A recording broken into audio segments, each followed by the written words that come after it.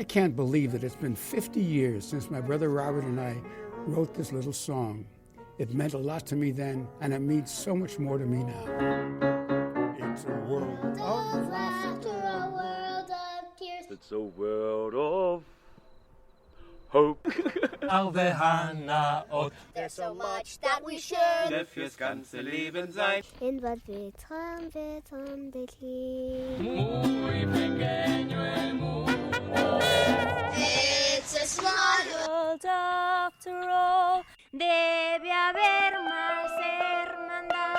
It's a small, small world. There is just one moon.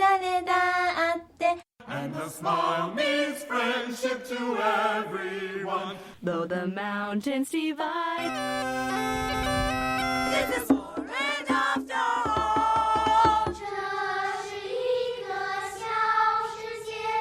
It's a small world after all. It's a small world after all. It's a small, small world.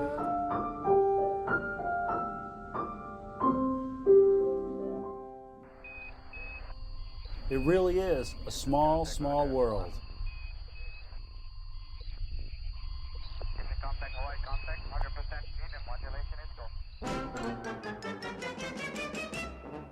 Welcome to episode 6 of the Magical Disneyland Paris podcast, all things magical and Disneyland Paris. I'm Andrew Williamson and I am joined once again by Simon West. Hello again. Each Magical Disneyland Paris podcast will have a different focus, be it an attraction, restaurant or special element of the Disneyland Paris world. This episode we turn our attention back to Disneyland Park and our first attraction from Fantasyland, It's a Small World. We will also hand over to you, as usual, the listener, and discuss your views and opinions. And once again, we've got bags and bags full. If it was old-fashioned snail mail, then we would have a few sacks full of feedback, wouldn't we, Simon? Oh, we certainly would. Lots of long bits of feedback. Yeah, it's a good thing it is digital, because it would have cost us loads to get that sent through the post. And we don't want to have to force you to pay your own hard-earned cash to get us to do this. It's a Small World. We had a vote. It was against It's a Small World and Peter Pan's Flight, and I can't remember the exact results now, this is bad of me, but it was something like 70% to 30% for It's a Small World.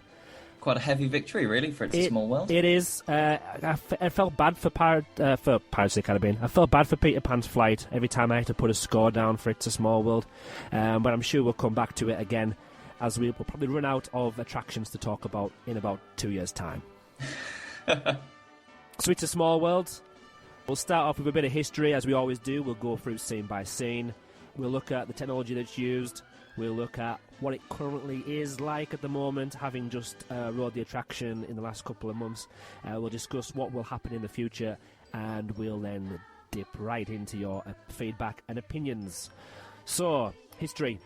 Obviously, It's a Small World is one of the oldest attractions for Disneyland, Disney World and Disneyland Paris and Disneyland Tokyo and everywhere. Every Disney property has an It's a Small World. The best resource I found to help explain the history of the attraction was from the actual Disneyland Paris official website itself, so there's no point in rewriting. It's already been written millions of times before. So Simon, do you want to take us through how It's a Small World came about? I would love to. So it's got quite a nice beginning, really. Wasn't actually created for the original Disneyland. It was created for a New York World Fair by Walt Disney, and it was actually in support of UNICEF, which I didn't know before starting this research. So that was 1965, but the attraction was such a massive success that I suppose when the fair ended, they thought, well, actually, you know what, let's dismantle it and then rebuild it at Disneyland Park in California, and then that opened in 1966.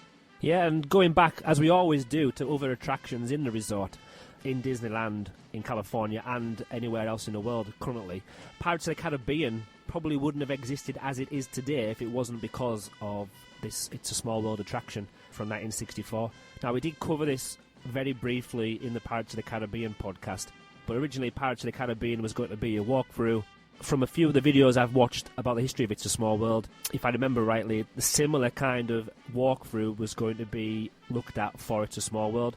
but then they decided to go through this river system with the boats, and that's when they decided, when they were creating and designing in Walt Disney Imagineering Pirates of the Caribbean, they said, wait a minute, it's working so well for It's a Small World currently, we're going to put it in, and it's not going to be a walk around anymore, it's going to be a sit-down boat ride.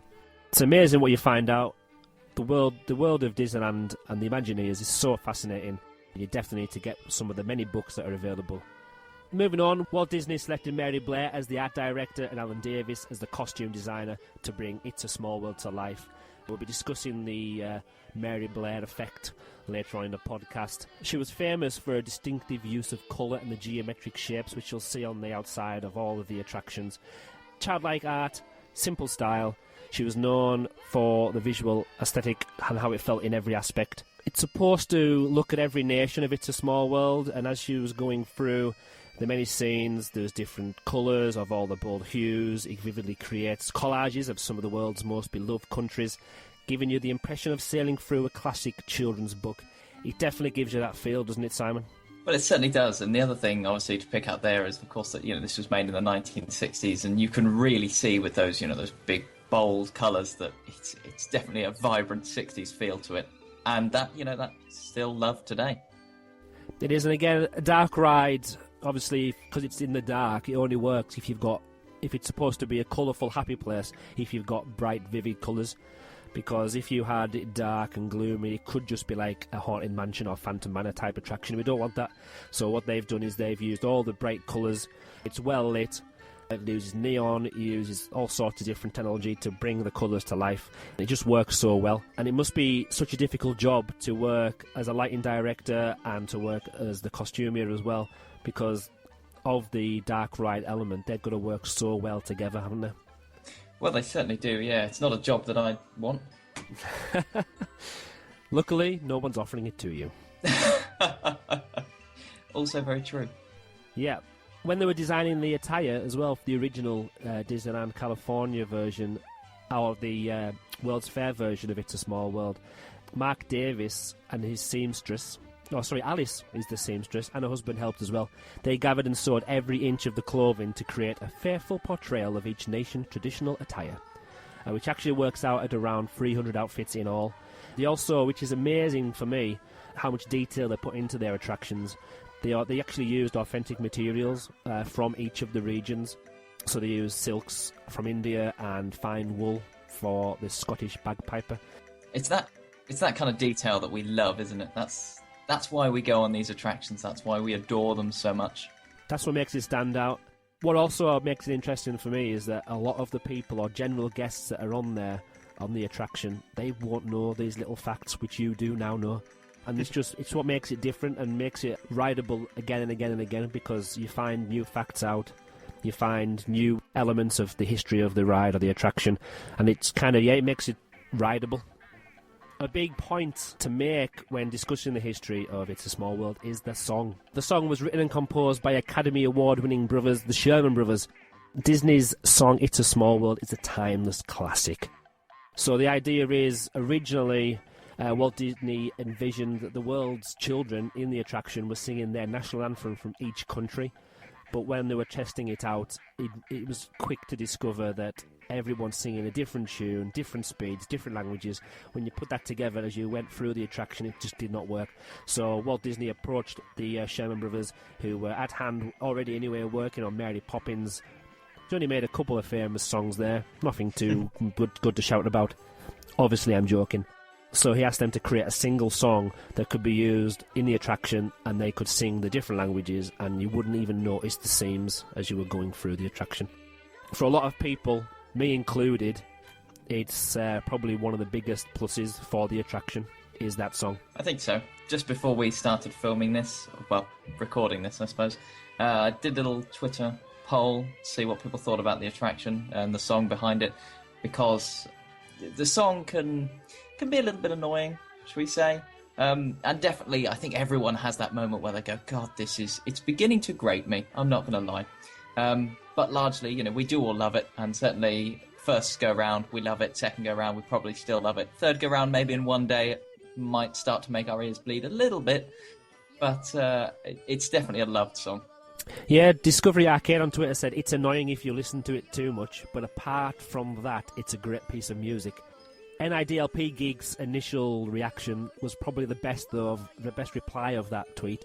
His was, bugger, forgot to email my thoughts in. Oh well. But it's okay, because we've got them in time. We given the time to do that. Martin Walker said that it's amazing, though the Christmas version grates me after being stood waiting to see the Frozen Sisters for 3 hours. 3 hours, my God. And that was on the loop. Yeah, I don't think we're going to get to do a podcast about meeting the Frozen Sisters, because I know that I definitely wouldn't wait for 3 hours. No, nor would I. Anyway, back to It's a Small World. Yes, anyway. There's a few more. What did Cafe Fantasia say? Oh, there's a great answer to that question in the interview I did with Glenn Roven. Now, this is something we wanted to discuss. It was another lovely quote from Cafe Fantasia. Cafe Fantasia always comes out with the best quotes. That's undeniable. And we have the quote here from Glenn, which says, and I've just lost it. Where has it gone? Here it is. I've got it back. Yay. Imagine being able to write a song that's so damn memorable that it's annoying. That song wasn't written.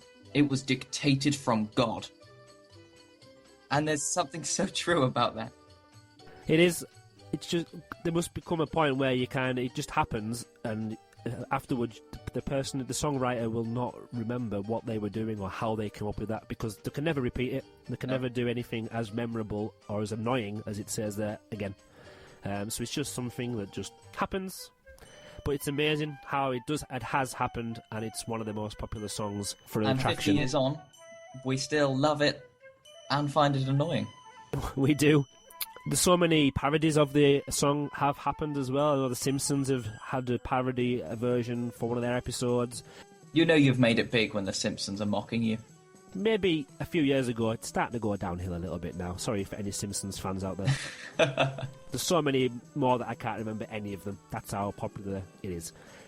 So yeah, they've had to add languages in such as French, Italian, Japanese, Spanish, English and Arabic, to name a few. Yeah, the Sherman Brothers decided that even though Walt Disney had said, look, I want you to come in and make one song, the Sherman Brothers came to the conclusion that a single musical theme was the way to bring the song together.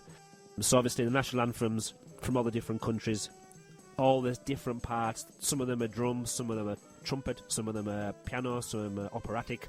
They're just, them kind of styles do not mix together very well. It moves us swiftly on, and nicely on, to the Disneyland Paris version, which you've actually mentioned a couple of times anyway. So in 1992, It's a Small World was recreated to become an opening day attraction at Disneyland Paris, with an additional scene representing the North America continent, probably due to the fact that this wasn't the first one outside of America, but being on Europe, and America being so popular, maybe not in France, but to a lot of people around Europe. And of course the fact that it's designed by Americans. And yeah, they wanted to put their home countries in there as well. So they've got the special edition of the American continent. Due to the immense popularity, the attraction has been replicated everywhere else, and it's considered a Walt Disney classic. And I think that's very correct. It is. And again, when I tweeted out about how many times people visit It's a Small World during the visit, I was actually quite pleasantly surprised, really, because I normally do it, well, this time on my last visit, when I visited Disneyland Paris with the Sixth Formers, I managed to ride it 2 times in 2 days, which is not, for me, that's really good. Normally, I would do it once, if sometimes none at all. It is a classic, and if I'm walking past and I haven't done it and the queue is not too long, I will jump on.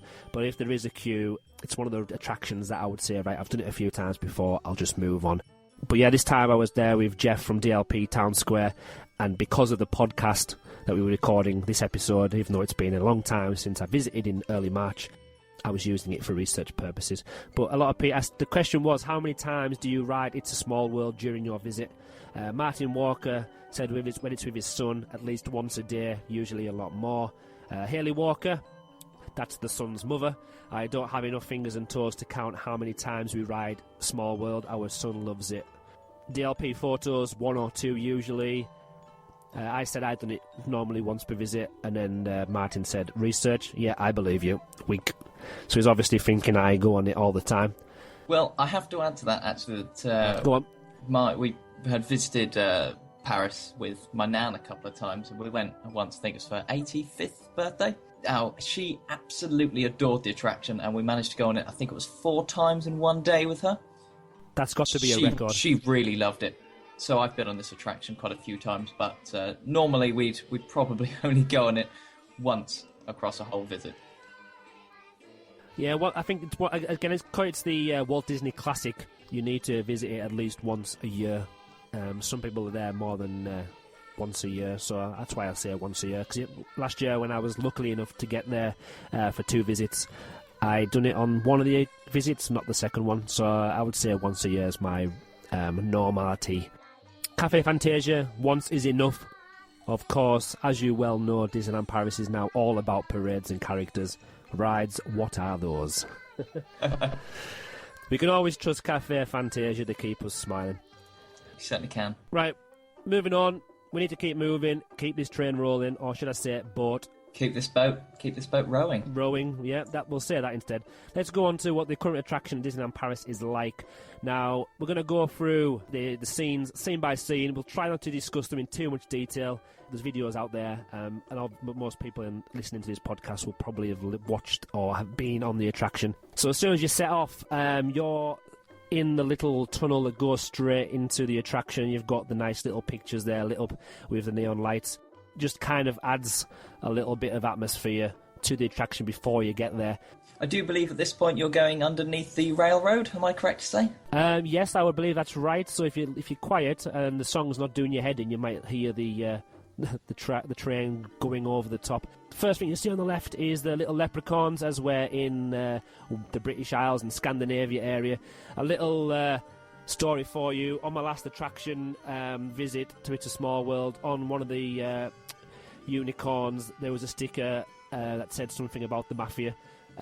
We were going too quick for me and Jeff to see it, but I remember seeing the words mafia, and it was basically just vandalism.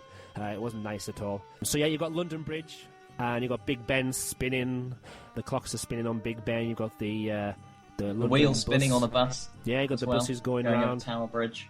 And the little drummers from the Queen's band there. Again, the attraction does go quite quickly. So once you've gone through that, you then get to Western Europe, and you'll see the Eiffel Tower. There's the windmills and the tulips from Holland, bouncing up and down, waving their clogs about. Not stereotypical at all. Under the bridge, and I think we're moving east now. We are going quickly into Eastern Europe. We've got trains, we've got some nice buildings, we've got people wearing lederhosen, people on a bridge gently swaying, singing It's a Small World. Into Italy now. Actually, I think we're past Italy. I think we found Russia now. As you can tell, fans, we are watching a video as we do this, so it's kind of like a commentary, and you wouldn't want us commentating on a football match. No, we're really bad at this, I now realise. And because we've given the game away, we can make a joke out of it. Right, on the left-hand side, we've got some people bowing. We look like we are now in the Middle East. No, we're in Asia. We're in Japan. We're in Asia. We've moved on. We're in Asia. This is like a geography lesson, and I'm failing miserably. Nice little touch that I didn't notice until watching this video is that, of course, there's kites flying above you in the Japanese scene. Now, I heard a rumour that there was a sun and a moon in every single scene, but when I was there with Jeff, we tried to find them, and I couldn't find a sun and a moon in every single one. Maybe I wasn't looking well enough, so if somebody knows the answer to this question, is there a sun and a moon in every single scene of It's a Small World? Answers on a postcard, please. There we are. That could be our challenge for this podcast. It can be. Challenge? I think we're in Africa. Wait a minute, there's a camel. Oh, have we got some... zebras out. Wait a minute. Yep, there's We're rhino. in the jungle now. We're in the jungle. The animals. Got the animals playing drums here. There's a man's and ball. Again, more things hanging from the ceiling. You've got monkeys swinging above you on vines. Hippo's ears spinning around. A nice little merry-go-round. Frogs on lily pads. Eyes bobbling. Again, when you look at the video like this and you think back to when you're there, the colours are so vivid. The bright greens, you've got the browns there, though, and the blues that stand out so well. Going back, actually, just for a moment to our discussion of the suns and the moons, does anyone know when, I suppose, what time of day any of these are set? I can see one sun there, just above the temple, actually. But yes, because you ride it and you've got the black ceiling above you, so it sort of feels like nighttime because you've also got all the lights, but I get the feeling that it's probably not nighttime. No, because a lot of all these animals and a lot of these people would probably be in bed. I would think so, and it would be a very different ride. There's a sun. So yeah, we're kind of in the Aztec area. Oh, we're going through the cactus playing a guitar. It looks like we're now coming through to South America. Well, I would hope that's No, I think we might be moving across to the North American scene now. Oh, we went all the way through that. There's the saloon. Yeah, we missed all that out. Yeah, because I can see not the Eiffel Tower, which you call Statue of Liberty. I think you do have to say that the North American scene is quite large, considering most individual countries tend to get sort of a corner, yeah. One 2D facade that you'll go past, whereas North America has a lot of them to represent effectively just the USA. Yeah, the Golden Gate Bridge and the American football are there. And now we go under the Golden Gate Bridge, we go under the Hollywood sign, and we come out into the glorious Golden Fairground. Now, this is probably, well, from when I've ridden the attraction with a few different people, this is probably the favourite scene of most people. I remember when my son, who was still, well, he was 1.5 years old at the time, his face just, even though it was a picture all the way around, his face lit up when he seen all the sparkly lights, and it was so bright. It's definitely a nice conclusion, isn't it? It's nice it's and like magical. A film where it all comes together at the end, and it's the grand finale. Yeah, and Disneyland Paris describe it as it's the scene that reminds us of the common bond of friendship, laughter, and happiness that the children and the people of the world share. And it's when we realise that we are basically all just the same. It's a lovely sentiment, really, isn't it? It is, and something. It's probably in an email that we've received, and I'm going to jump the gun again, but the pictures at the end as you're coming out of the To Small World attraction, as you leave for the station, the pictures on the side, the children from the different scenes, different countries, mixing up, holding hands. Going back, again, just a minute, you like jumping forward, I like jumping backwards. The final scene, is that meant to be Disneyland itself? Because it's definitely a sort of fairground scene, there's a sort of a roller coaster in the background, there's a Ferris wheel going around. Is it a sort of meta commentary on the fact that Disneyland is supposed to be for everyone? I would like to think that's true, although they don't have a Ferris wheel in the Disneyland Paris, but they do in Disneyland California, I think it is. Yeah, Disney California Adventure certainly has a big one. Yeah, because they've got the rocking boat, haven't they, with the big wheels, so it could be like the Mark Twain, and they've got the... what else have they got in there? Yeah, there's like Ferris wheels and everything, so yeah. I've never heard anyone suggest that it is Disneyland before, but it's always sort of hit me that it feels a bit like a theme park. You're in a theme park. Maybe it's a self-commentary. I don't know. It would be a little bit arrogant, I'll be perfectly honest, if it is. But perhaps it is. Well, our official stance on that is that Magical DLP would like to suggest that is supposed to represent Disneyland Paris or Disney World or wherever we are. That's supposed to represent a Disney property. There we go, it's on record, we've said it. Oh, there it is. It's got concrete now, this is serious. It's concreted in there, we can't dig it up. Yeah, technology, again, it's quite simple what they've done. They've got the boat system, which has been used for quite a number of years now. Well, it's been used for 50 years or more. There's a lot of love boats that are from the old theme parks and amusement parks that used to use this kind of system. The boat does just float around, and the wheels get knocked on the side, and I'm sure there's other wheels that kind of kick it and keep making it move forward. And then when you get to the station, you've got the little belt that picks up the boat and staggers it slowly towards the station. On technology, the one thing you have missed there is it's not just wheels that propel it along. Certainly the boats don't have any sort of... They're not self-powered. It's little jets of water. Little jets, lots of little jets that just keep the flow going, and then it pushes the boats onwards. And I would assume a few wheels underneath the boat as well. Oh, yeah. It catches on and it pushes it along. Yeah, because you don't want to be stopping the flow of water and all of a sudden just coming to a halt. No, you certainly don't. It needs to be a continuous attraction. You don't want anyone stopping. Well, certainly not. Although, mind you, actually, it would be quite nice to stop in some places so that you could actually take it all in. Well, yeah, I mean, we've just sat through the whole attraction and proved very well that you cannot take it in one go, and you certainly cannot explain it as it's happening. Well, no, because I had the idea to take a microphone on the attraction. It never happened, and thinking about it now, I'm glad it didn't. Because my idea was to sit on the attraction and commentate what was happening and narrate the attraction. If I was sat behind you in the boat where you did that, I would have actually thrown you out of the boat. You would have been swimming for the rest of the attraction. Well, that would have meant I had more time to talk about each scene because, like we just said, it takes you... Well, the attraction's maybe 4 minutes, 5 minutes long, and it takes you about 5 minutes to describe the first scene. There's so much happening. It does, and that's why you go on it again, because every time you go on it, you see something different. You know, there are so many things. It's such a simple idea with just the 2D sets and the dolls, but you know, the detail on all of the costumes that the dolls have, and then the little bits of 2D set that you didn't quite realise because they're sort of tucked behind another bit of set, so you have to be in the right place to see them. Maybe you've only got like 10 seconds to look in the right direction and actually see something. You have to go on a lot of times to be able to do that. That's true. We should make another competition. There's no prize yet. Possibly in the future we'll think of some prizes. But the competition should be... Well, no, it's not really a competition, it's more of a challenge. You should definitely ride the attraction twice. The first time you only look out of the left, as long as you're sitting on the left-hand side of the boat. And the next time make sure you're sitting on the right-hand side of the boat and just look out to the right. Because one of the things you do on this attraction is you're looking around, you're looking up, you're looking sideways, back forward. And you do miss quite a lot just by turning to see something else on the other side. So it would be quite a good idea for somebody to try it out, and some of our listeners can do this and see if it helps. Look at one side for one attraction ride and then try it again looking to the other side and see if that helps in any way. I might try that next time I'm there. There we go.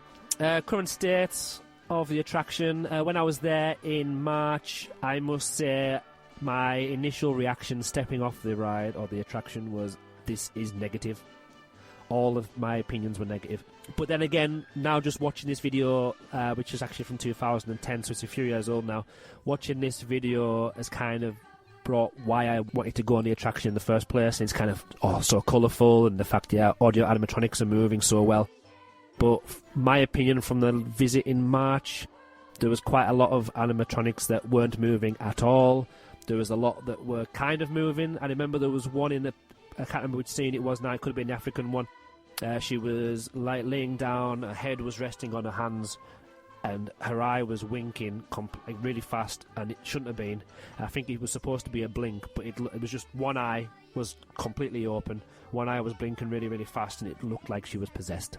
That sounds terrifying. It was very scary. Little doll doing that. Oh god. It was really scary. There were some dolls that were obviously missing. So there was some of the bits where they were dancing and kicking the legs out that was like 2 or 3 dolls missing. There was lights not working.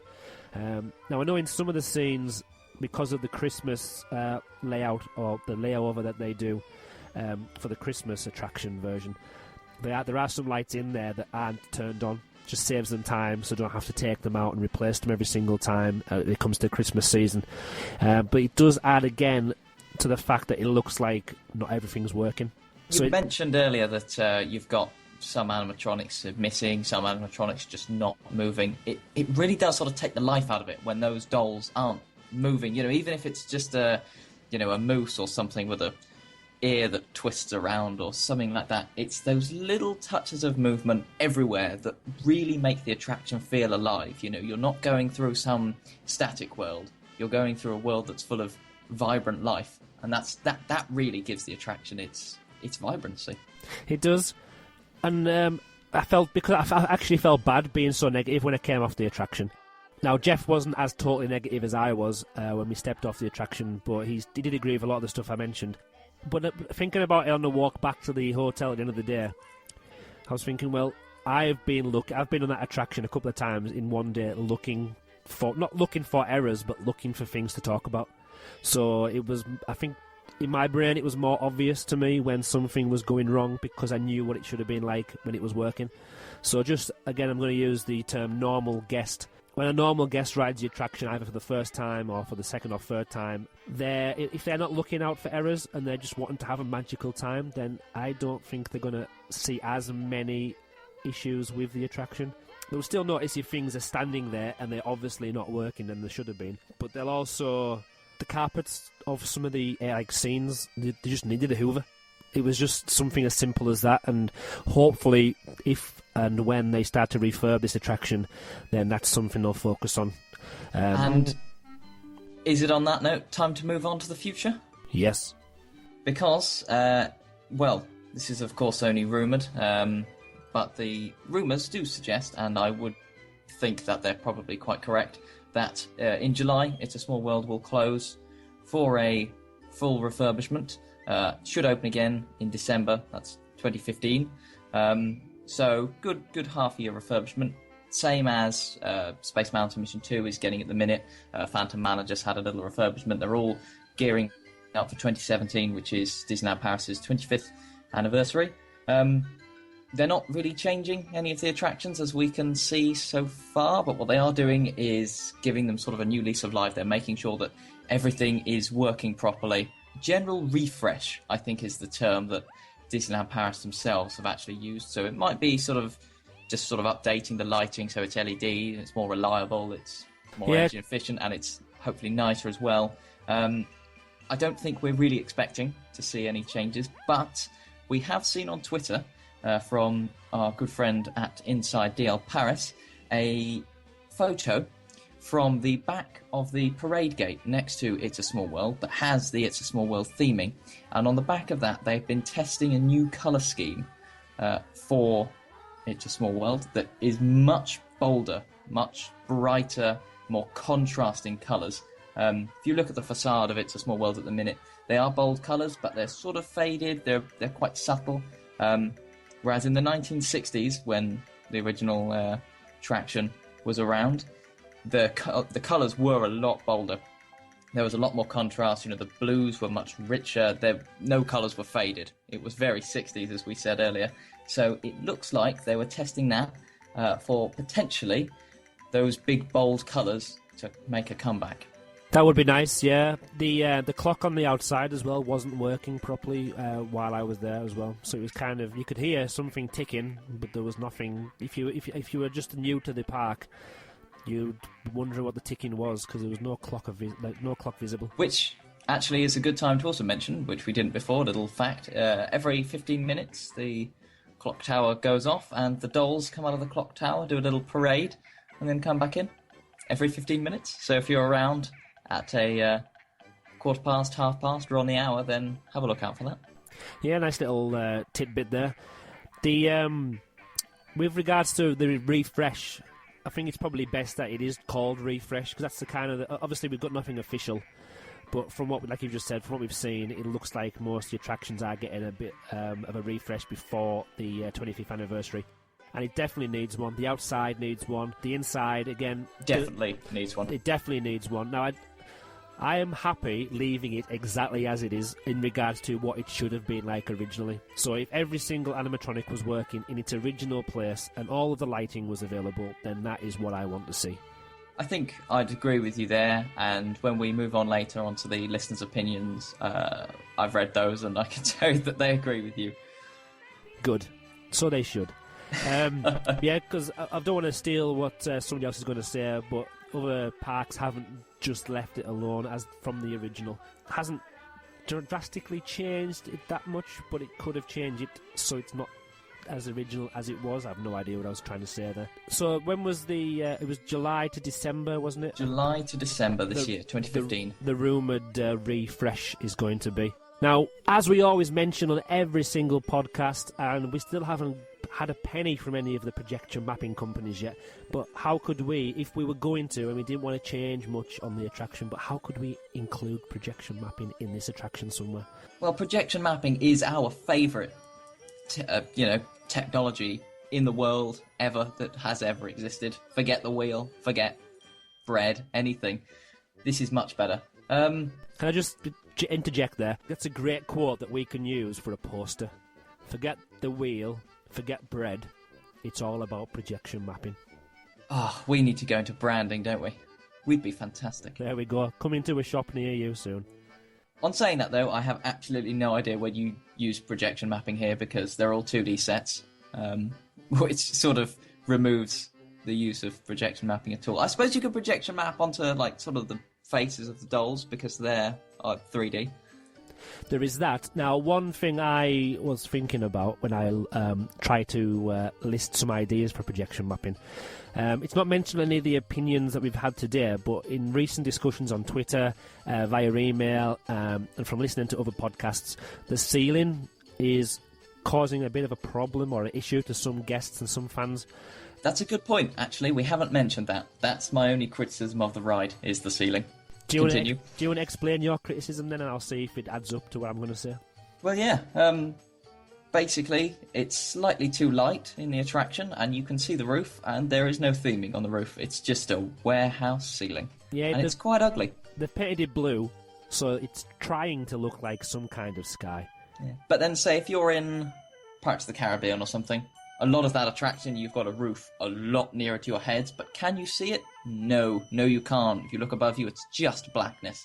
Yeah, and almost everything else, actually. When can you ever see a ceiling in Disneyland? You can't, normally. No, is that because... It's a problem. Is that because in other attractions they've hidden the lighting better? Because it seems to be, when you go through It's a Small World, one of the reasons you can see the ceiling so vividly is the fact that there's so many lights and panels and grates, and there's light shining through everything. So it kind of highlights the fact that there is a ceiling there. Now, I've no idea how I would get around that with projection mapping. But if you could have some kind of different panels at different levels, because they have put some clouds in the sky area above. It's whether you could put more clouds in and then hide LED lights behind those clouds, because of course it's all 2D sets. So I'm wondering if there's some way of projecting something. I don't know if it's back projected and the clouds are more see-through, and I don't know. Even if you could just make the whole ceiling, if you could get rid of the lights in the ceiling, I'm sure there's a way of doing it so they can be hidden in the sets or in the scenes themselves, and so have individual lighting for each scene. I know you need emergency lighting, but again, I'm sure you could incorporate that. But I'm sure if there was some way of having some kind of canvas in the ceiling. I know a lot of hotels in Las Vegas, during the evening, it could be 3-4 o'clock in the morning, pitch black outside, but you would believe that it was daylight because it's not. I think it's an LED screen, the one I've seen, but they've basically just got clouds and blue sky on a video, and occasionally an aeroplane flies over, and you do believe that you are actually outside. So could they use projection, maybe not the mapping side, but could they do something with the scene to make it look more like a ceiling? Sorry, not more like a ceiling, more like a cloudy sky, nice blue cloudy sky. You could then have sunrises, sunsets. You could do so much with it. You certainly could. I hadn't thought of that, actually. I'll be honest, the only thing I thought about the roof was just try and cover it with some black material so that you can't see it. But yeah, you could definitely. The only worry with that would be that, of course, much of the beauty of this attraction is just how simple it is. You know, largely the sets don't move. So if you did start having movement in some sort of projection system, I don't know whether that would start taking away from it. You know, it's a very cartoon feel that it has. Yeah. And if you took that away from it, you'd take its soul out, I think. You would. I can categorically say now that I don't want to change or add any projection mapping to any of the scenes or the dolls.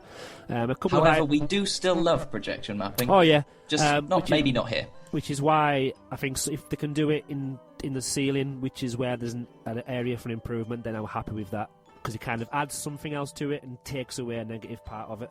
Yeah, I think what we've just done here is 10 minutes on a topic which was fairly irrelevant to the attraction that we're talking about, purely because we love the technology involved in projection mapping. It's our show, nobody minds. Fantastic. Now it's time for an advert.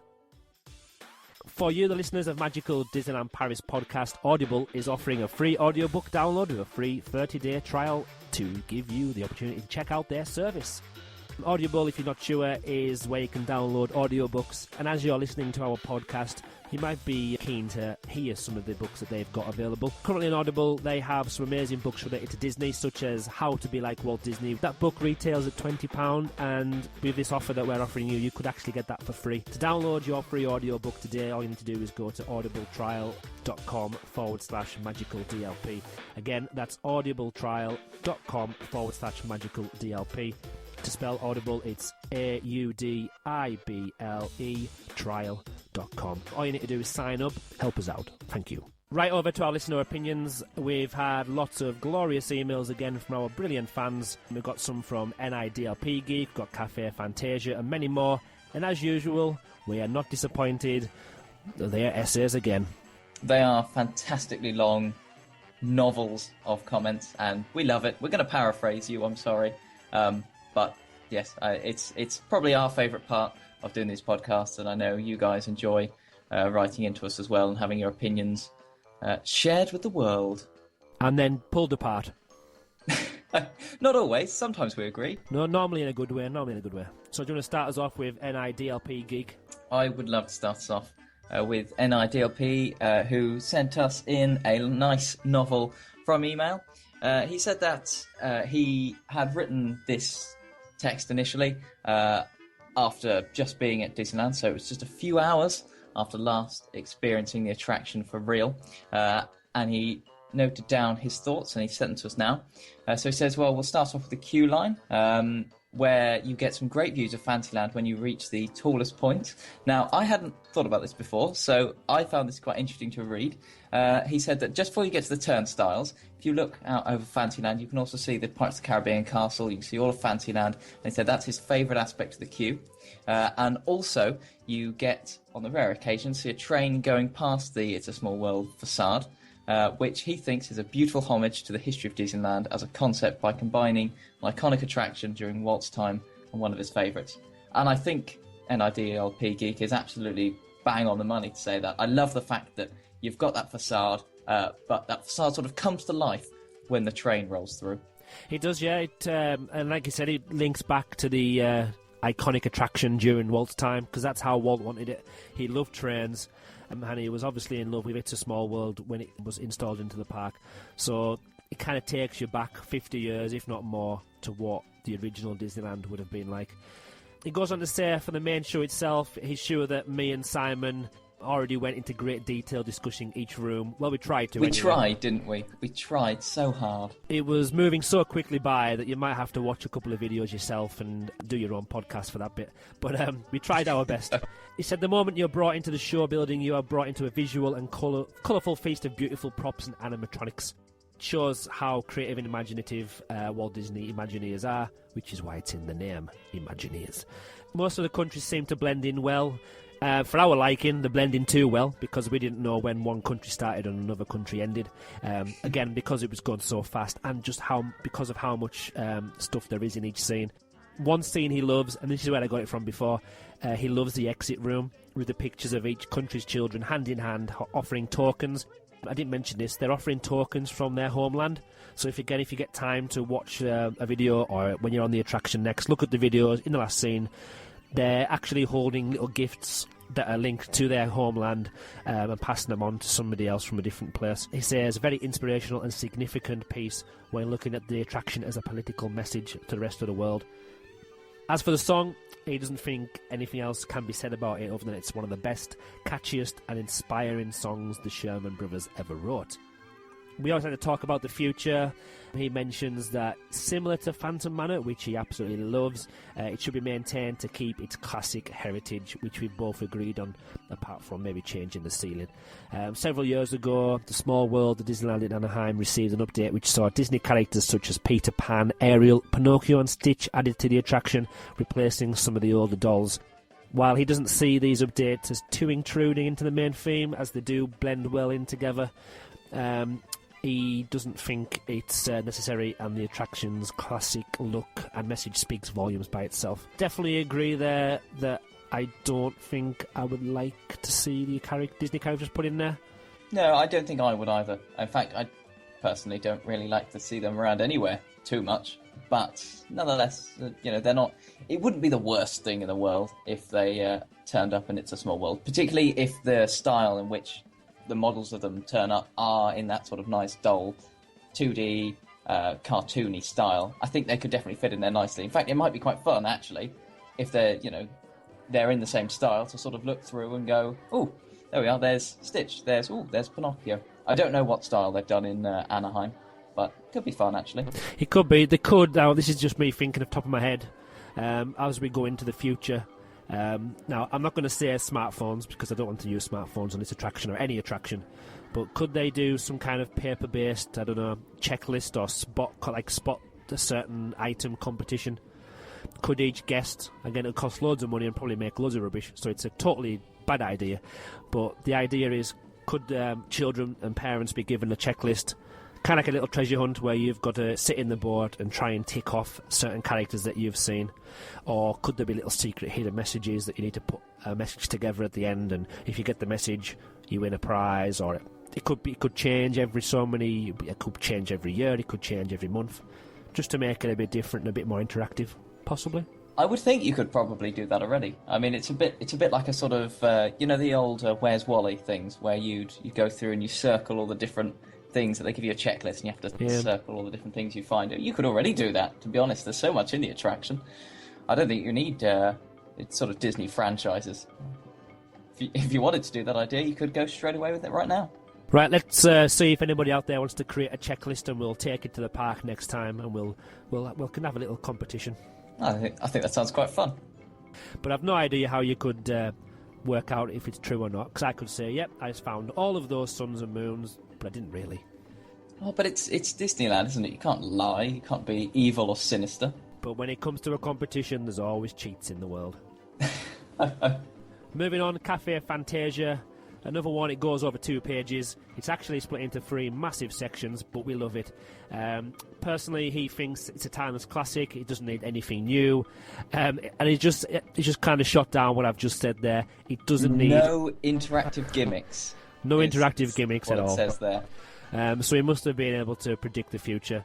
I bet he was thinking, right, Andrew's going to say we want to do something interactive, but he shot me right down. No matter how the world changes, the attraction's message of cultural unity and harmony will always be relevant, which is very true. There are definitely maintenance issues that needs to be addressed. So what he thinks Disney should do is the following: fix all of the dolls and figures so that everyone works and moves as designed. I like this voice. Fix the audio so that everything is perfectly in sync again, as designed. And beyond that, to freshen things up, totally repaint everything inside the attraction using a bolder colour palette inspired by the 1964 original. Totally change the lighting in the attraction so that the distracting warehouse ceiling is no longer visible. Ah, yes, there we are. That's where I found it. That's where I heard it from. It's very true. What Cafe Fantasia goes on to talk about next is, I think, quite interesting. But equally, as Cafe Fantasia sort of shoots it down, I'd quite like to as well.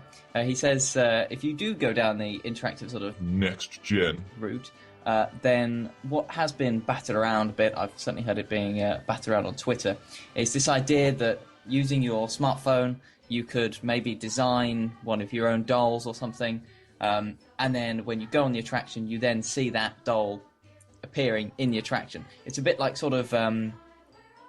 Test Track at Epcot, Walt Disney World. When you're in the queue, you design your test car, and then as you're on the attraction, it gives you rankings for how well your test car did in each little test scenario. So it's sort of something like that. So it wouldn't be completely alien to Disney. However, I don't know about you, Andrew, but I would really not like the idea of anyone just sort of jumping in and taking over the design role behind It's a Small World. No, I definitely wouldn't like that. Because obviously they would vet it and it would all be like checked and stuff like that. But I don't know, just... No. I think the answer is just no. There was an interesting debate in the tech world, slightly different, between Motorola and Jonathan Ive, who's the design chief at Apple. And the debate was centered around the fact that when you buy an iPhone, you buy an iPhone. There's no customizability with it at all. Whereas when you buy a Motorola, you can choose a different back. You could get like a wood effect back or whatever. And Jonathan Ive said, now Motorola have got it wrong here, because what they're doing is they're negating their role as designers and trying to give it to the consumer, whereas a good designer should be leading the way, and they should be coming up with a perfect, seamless design themselves so that no one else would need to change it. And although I don't completely agree with him, I think this can be applied to this It's a Small World scenario as well. The Walt Disney Imagineers are so good at their job. They're so good at creating things which are so seamless that we don't even notice it, that you can see all these different dolls from representing different countries, then move on and see dolls representing different countries, but it all feels seamless. If you started throwing in people's own creations, I sort of think it might start ruining that. Yeah, I totally agree with that. Disneyland Paris has had an interactive design and customised attraction in the past. Do you know what it is?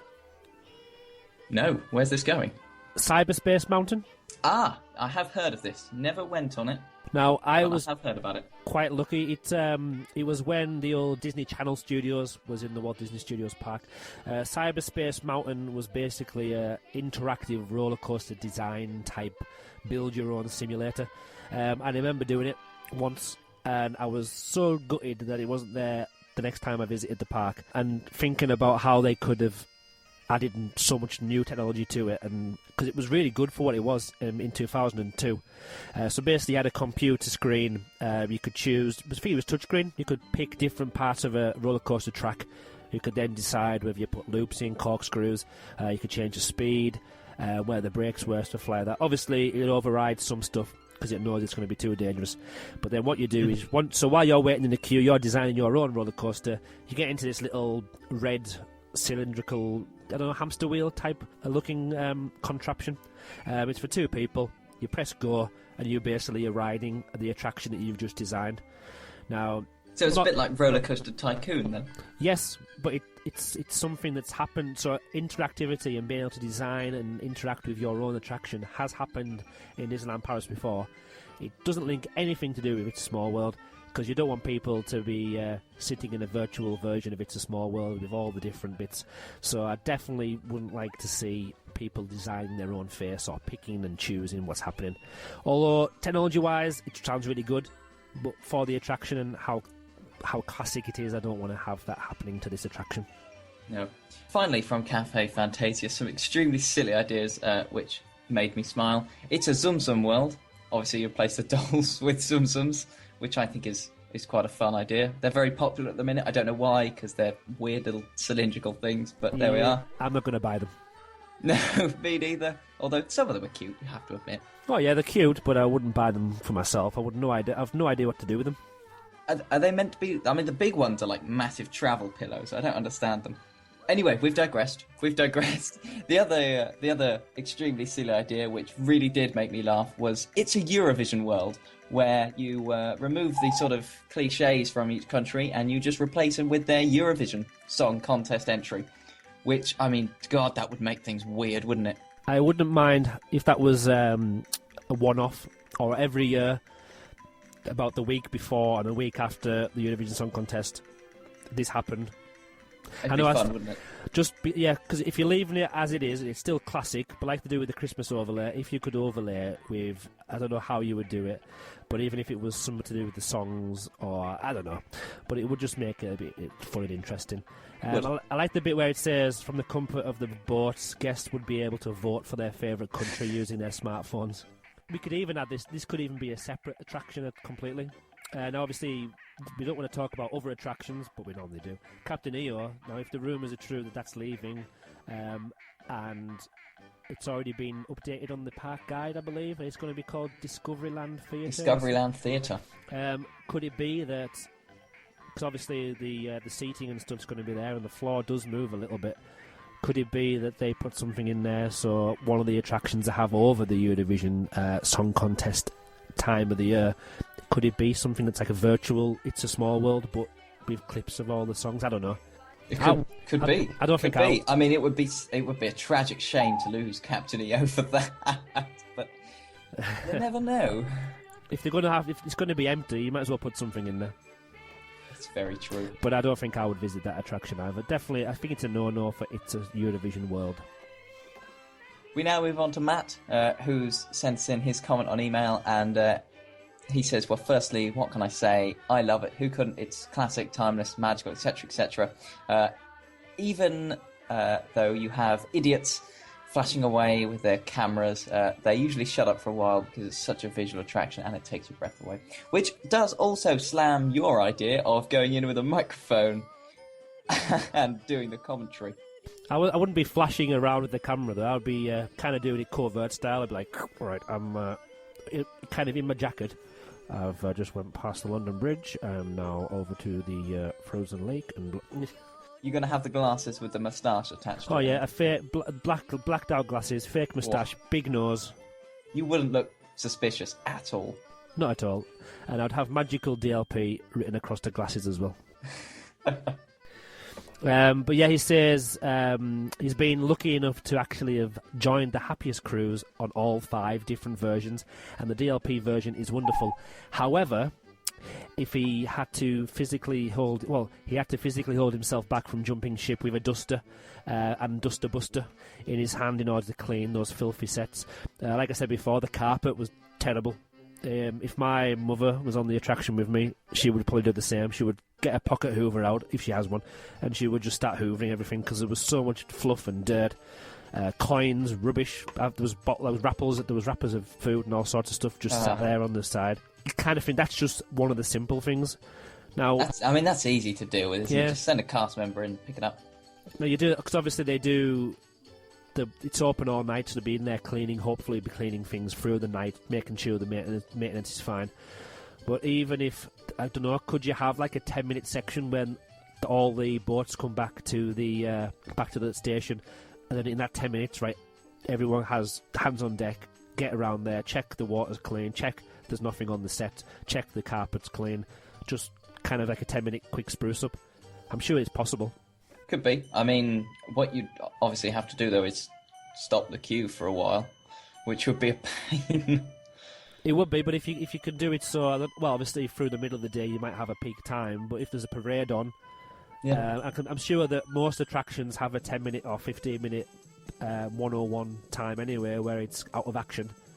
Just pretend it's broken. It's not working. The river's dried up. Oh no! Oh dear! You're just gonna have to hold there for 10 minutes.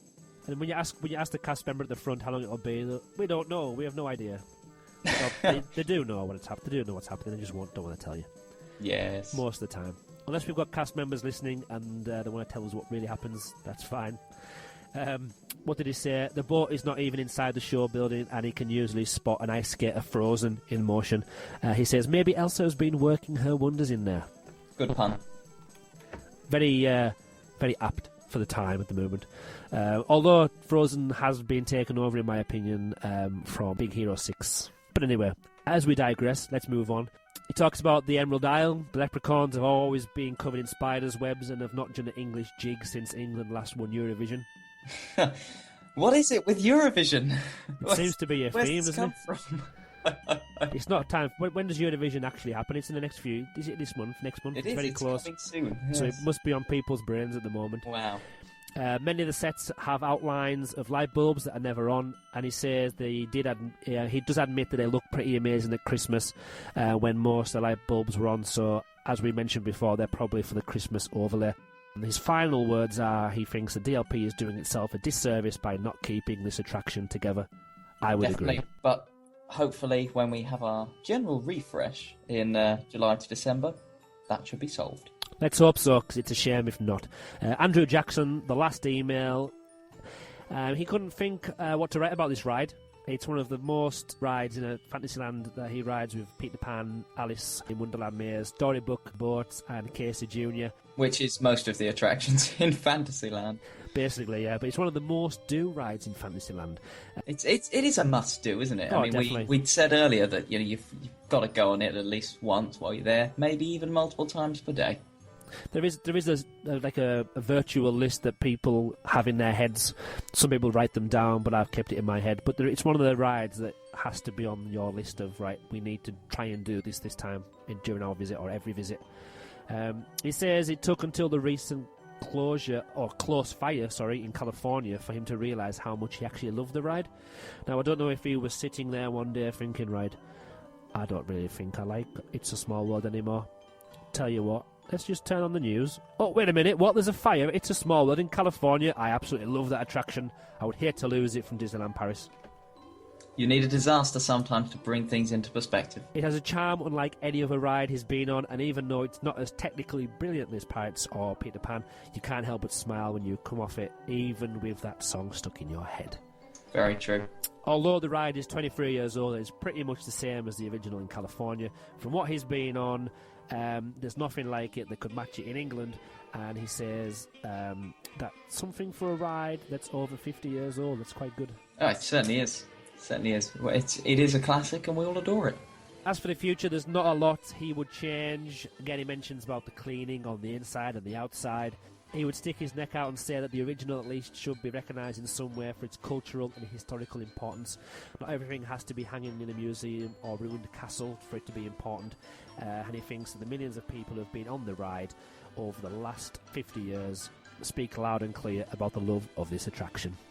Yeah, I mean, it's sort of innately important now by the fact that it's survived all this time, that it's been replicated across the world.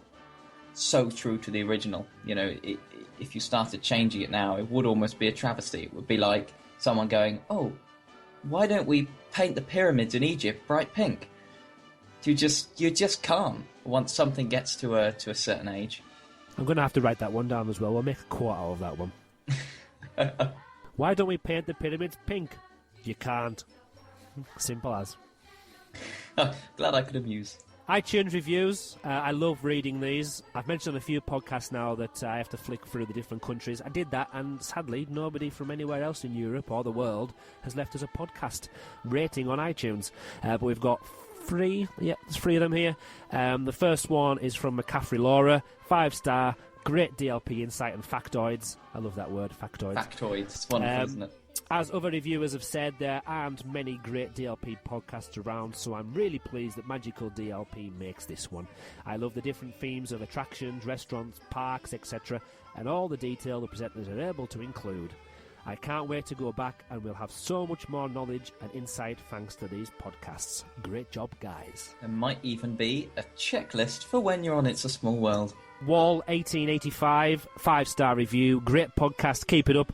This is my favourite review of all of them. It is. It's a great way to begin. I'm going to let you read it out. First sentence. Originally, I didn't like it. But the more I listened to you, you made me change my mind. Keep up the work, gents.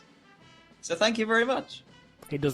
They don't say why they don't like it or didn't like it. They didn't say what made them change their mind. I don't know, but I love it. Made me smile, though. I enjoyed it as a review. I did like that. The final one was from Fearless 50050. 5-star review. If you love DLP, you'll love this podcast. This podcast ticks all the boxes for me and well worth a listen if you haven't already. It is interesting. It does not make me want to turn off after the first 5 minutes, which is good when it lasts for an hour and a half. I like the presenters. I like the style of the presentation with a particular focus on the individual aspect of DLP. I feel I can relate to what the presenters are saying. It's just about the right length. I like hearing listeners' feedback. There is very little news. Other podcasts are available. It makes me realise how much I'm reading what she's saying here. It makes her realise how much she misses DLP and how much she's looking forward to going back. Keep up the good work. There will always be something about DLP to talk about. Where did you get the she from? When somebody's pregnant and you don't know what the sex is, you just pick a he or a she. You just pick he or she, don't you? And I just picked she there. Yeah. Okay, fair enough. Yeah, fine. Okay, they said there is little news. They said they missed DLP and they are looking forward to going back. Fair call. Yeah, I agree. We're close to I the would end. like to go back as well.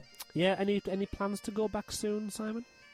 I would plan to either before major school summer holidays this year or just after, because I want to go now and then leave it until 2017, as a lot of people are doing, for this big refresh patch that we've got coming up, because certainly obviously right now my favourite, Space Mountain, is closed, but as you start going further on, you start ending up with whole segments of Disneyland Park being closed. At one time, you'll basically have whole Frontierland closed, all of Adventureland closed. It's not going to be a great time to visit, to be perfectly honest. But right now, it's all right, although there are a lot of green fences, and if you follow people like Disneyland Berry, Inside DL Paris, ED92, if you follow any of them on Twitter, you'll see a lot of pictures being tweeted of green fences around the place. Yeah, it was when I was there in March. It was very upsetting to see all the green fences. But then today I tweeted, because Inside DL Paris posted some more pictures of some more white sheets and more green fences. And I did say it has to be done. If we always want the best for the parks, and they're doing what is best for the parks, which is kind of refreshing things. So yes, it's sad if you're visiting the parks at the moment, but in the long term, it's only going to help the park that we love. You've always got Walt Disney Studios Park as well. Yeah. There's no green fences there. There's a white sheet around the. Oh, let me see what it's called. You know the bit where there's the umbrella. Oh, the photo opportunity. The photo opportunity. Yeah, that's surrounded by a. For some reason, they like the creamy coloured tarpaulin at the moment. Very strange. Which is going to be quite sad when and if they do refresh the front of It's a Small World, which is what the podcast was about. And I'm sure they will. They're going to be putting up one hell of a big... There's the scaffolding going around that is going to be really, really ugly. I mean, Space Mountain right now has white sheets and scaffolding all the way around it. It's the Hyperion, the Hyperion as well. That's totally I forgot covered. That does as well. So I would imagine we're going to have that for the facade of It's a Small World. Somebody on Twitter mentioned that we should have put chairs in, or should have bought chairs in green fences and white tarpaulin recently, rather than in chairs in Euro Disney. Yes, no, I saw that tweet as well, and it made me laugh. You'd be making more money. You'd have a lot of money. There's a lot of green fences. But then again, as you said earlier, we'd be moaning if they weren't doing the refurbishment. It's a shame that it's all happening at once, but nonetheless, if it all happens so quickly, then we get it done and out of the way. It's a good thing for the future. Right, some of you will have realised today that we've opened up a little shop. I wanted to explain what this shop was about. We haven't done an article about it yet, but there'll be an article coming out in the next couple of days as well. But the Magical DLP shop just launched. Its sole purpose is to make sure that the Magical DLP website and podcast can stay online, because obviously it costs money to pay for the hosting of the website and of the podcast, and if, hopefully, fingers crossed, the podcast gets more popular, we'll have to move over to some different hosting. So this is just a little, no, not a little play, but a little advert just to say, if you visit magicaldlp.co.uk/shop, on there you'll find some digital art, which is basically some quotes from Disney attractions and the Disney parks themselves, put together in a nice little arty way by myself.